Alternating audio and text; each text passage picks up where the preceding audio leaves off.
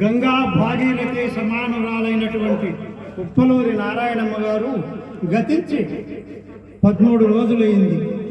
ఈరోజు తిథి చాలా చక్కగా నిర్వర్తించి ఆ నారాయణమ్మ గారి కుమారులు మరియు మనుమలు మనుమరాళ్ళు అందరూ కలిసి చాలా చక్కగా విందు భోజనాలు ఏర్పాటు చేసి అందరికీ సంతృప్తిగా భోజనాలు వడ్డించి తృప్తిపరిచారు.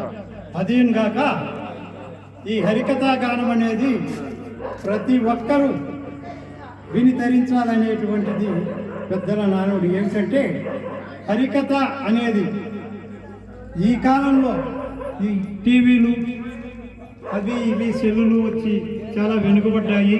అయితే కూడా బంగారం ఎప్పటికీ బంగారమే. కాబట్టి హరికథ వినాలంటే 60 ఆమడ పోయి వినేవారంట ముందు కాలంలో.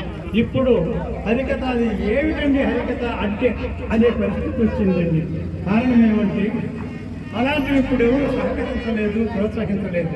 కాబట్టి ఈ నరజన్మం అనేది 84,000 కోట్ల జీవరాశుల్లో ముఖ్యమైనది, ప్రధానమైనది మానవ జన్మ. ఎందుకంటే ఈ ఒక్క జన్మలో మనిషికే భగవంతుడు జ్ఞానాన్ని ప్రసాదించాడు. కారణం ఏమంటే మనిషికి న్యాయము అన్యాయము, వాది వరస, మంచి చెడ్డ ఇలాంటివి ఎన్నో కలుగజేశాడు జ్ఞానవంతుడు. అదీగాక భగవన్నామ సంకీర్తనం అనేది చాలా పవిత్రమైనది.